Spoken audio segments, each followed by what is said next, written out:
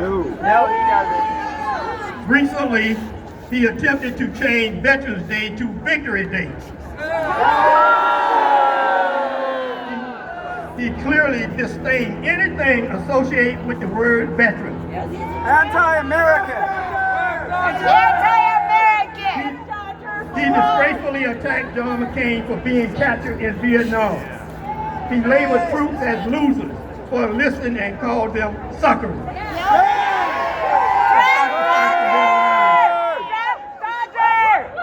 Donald Trump's father and grandfather did not serve in the military. No! When he came from Germany, And neither did he or his son. Cowards! They are all cowards. Dodger! Let me hear you say cowards. Cowards! Cowards! All right. They are attempting to undermine our democracy and strip away our constitutional rights. And for that we say, hell no. Hell no! Hell no. Hell no! We won't go. All right. No!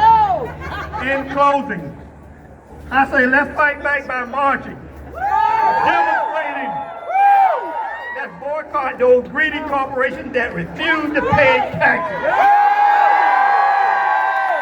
Now tell me what democracy looks like. This is what democracy looks like! Tell me what democracy looks like. This is what democracy looks like! Tell me what democracy looks like. This is what democracy looks like! All right, thank you, thank you.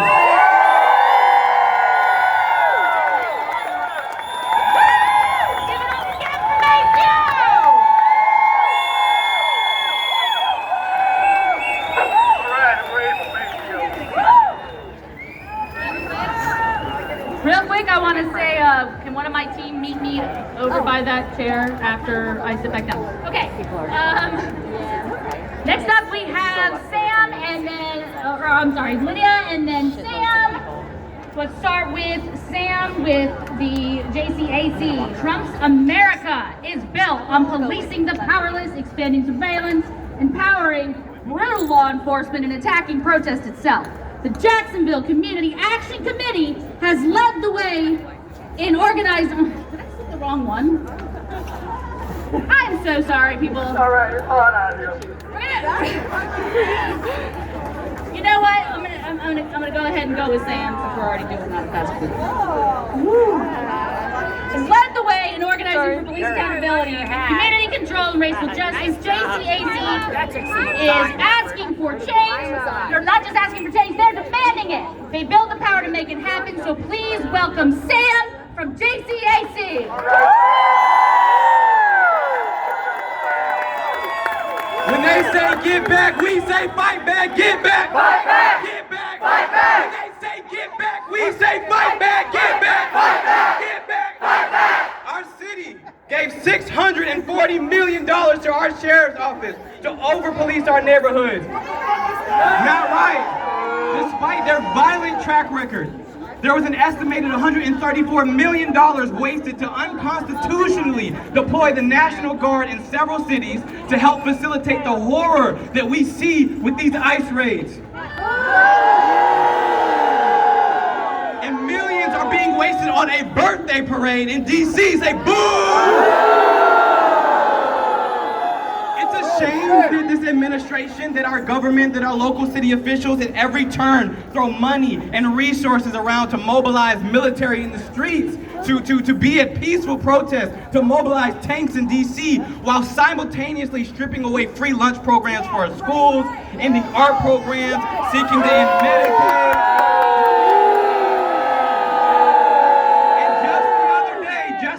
Ron DeSantis said he refuses to let the inmates run the asylum, and he was referring to you and me and everyone else here at these protests.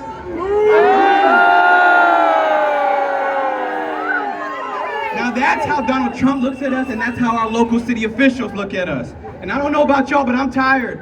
I am tired, man. I am tired. And I find myself asking, how much longer until we get freedom? How much longer until we get liberation? How much longer do we have to suffer and struggle? But that is the wrong question. It's not how much longer we have until it's over. It's how much longer do they think that they can keep playing games before they ignite a movement that they cannot extinguish?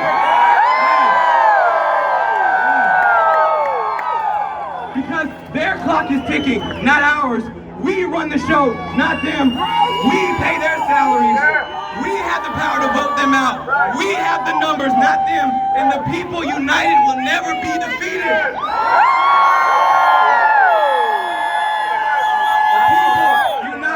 Will never be defeated. The people united will never be defeated. The people united will never be defeated.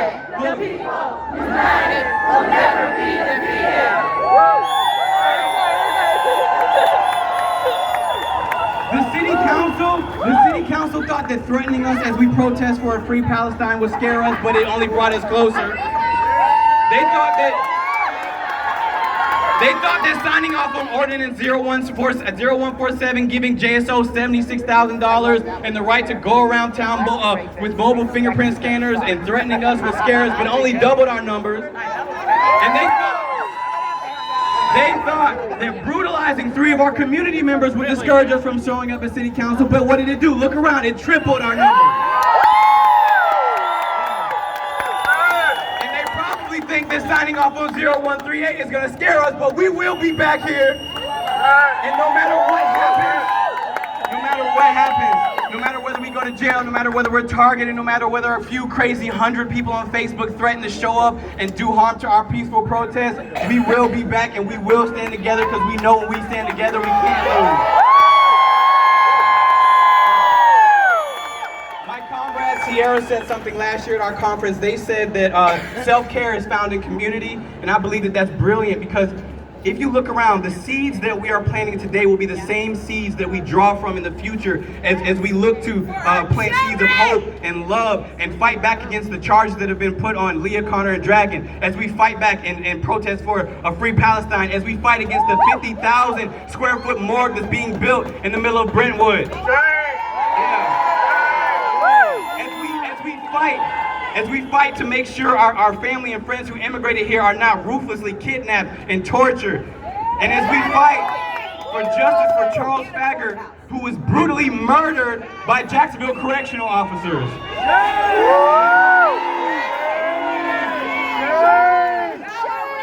I'm gonna leave y'all with this. I think that sometimes there's a tendency, at least for myself, I kind of zone out sometimes and I like to chant things and not really think about them. But that chant, the people united will never be defeated, I really encourage you to think about what that means to you.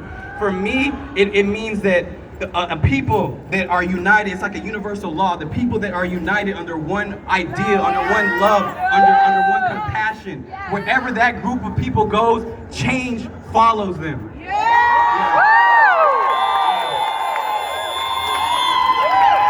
And these dictators know that, and that's why they try to dehumanize us, to separate us, to manipulate those who are either unwillfully or are unintentionally ignorant, or willingly ignorant.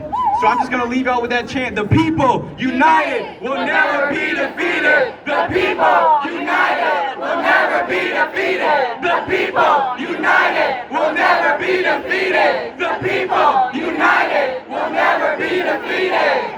Thank you.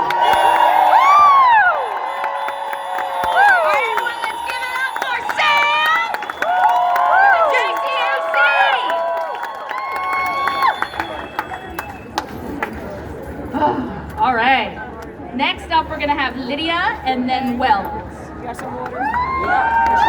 America didn't invent racism. It just made it louder, prouder, and more dangerous while continuing to quiet violence and policies like redlining that still shape our cities today. In Jacksonville's Brentwood neighborhood, that legacy looks like a 51,000 square foot morgue being forced into a black community without consent or care.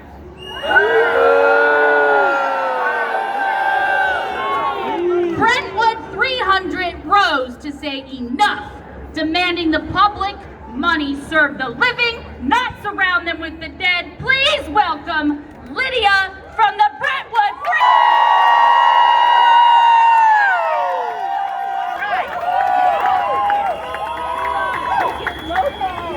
Thank you. Just last week I wanted to give a boxcar state of the morgue address, and 5051 have a boxcar here. So I'm gonna give a short state of have the morgue and forensic lab address. How many of you want a morgue and a forensic lab next to your children's school, 32 feet, 3 feet from your home? Show your hand. I have asked that question since April 2023 when we were out picking bartenders in the liquor store that they were building 32 feet away from Kemp School. So while we out there in 95-degree sun, stop the liquor store, somebody say, well, they bringing a morgue over here.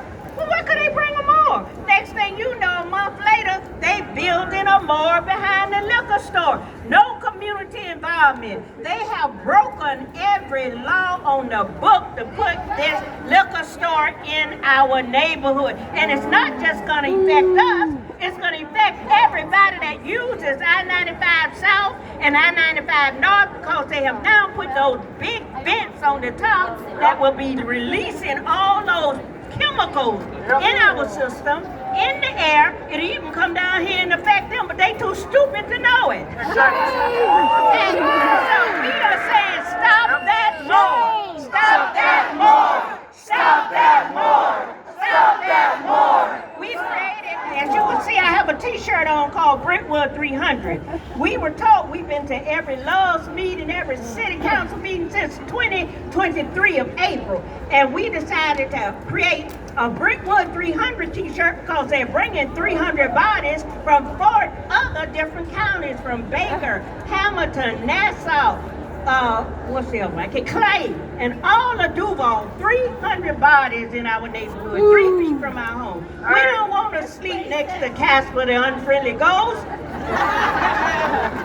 We don't want our children breathing that fume. Their little bodies just started growing. They already did that on Moncrief, where they settled a $75 million suit in 2005 because they brought incinerated toxic ash and put all over Moncrief and Fairfax, built homes, schools, playgrounds, and then the people started getting cancer, kidney, blindness, dying.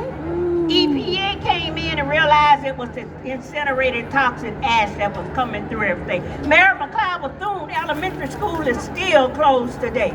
That's 20 years ago, and now it's 2025, and they coming in Brentwood doing the same thing. But we say, Brentwood 300 say, if you could bring 300 dead bodies over there, we want 300 live bodies to say, hell to the no, no, no. Hell to the no, no, no. Hell to the no, no, no. Hell to the no, no, no. And then when they do, because all we get is, it's going to happen. It's going to happen. I tell them, you all supposed to be saying it's not going to happen, because that's what we are paying you for. And the problem is, our city council and our mayor, they think that when we hear the word City of Jacksonville, that means them. City of Jacksonville means the citizens of Jacksonville. You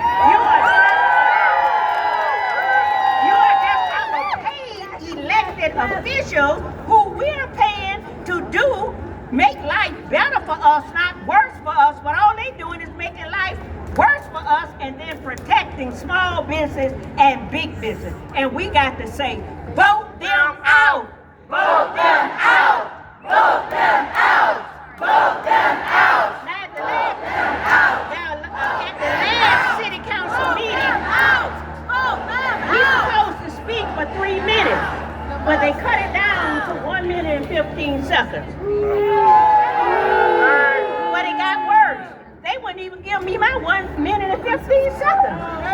They told me to sit down. You used up your time. I'll let you speak at the end. They wanted me to go to the back of the bus. We've been to the back of the bus. And I ain't going to the back of the bus no more. Okay? Then they're going to tell the police to have me to sit down. Now, what happened is that you try to sit a 75-year-old black woman down that's already been to the back of the bus.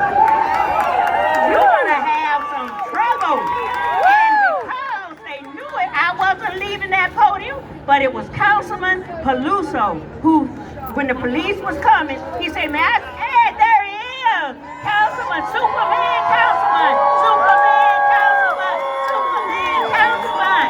He was the one that stood up when the police was coming trying to treat me like a child. Come on.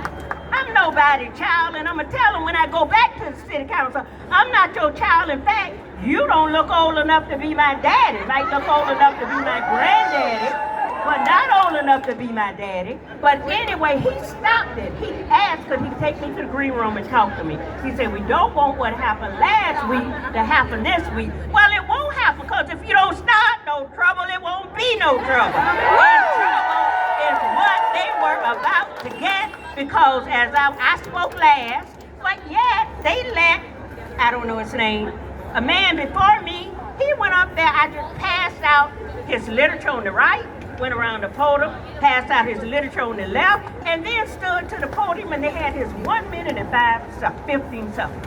But they're gonna disrespect me, denigrate me, embarrass me, but I'm not. And then when I was leaving, everybody was telling me, Miss Bell, they had put their hands on you. They didn't know it was getting ready to be a riot down there, because we love one another, we fight for each other, and we're gonna keep fighting for each other.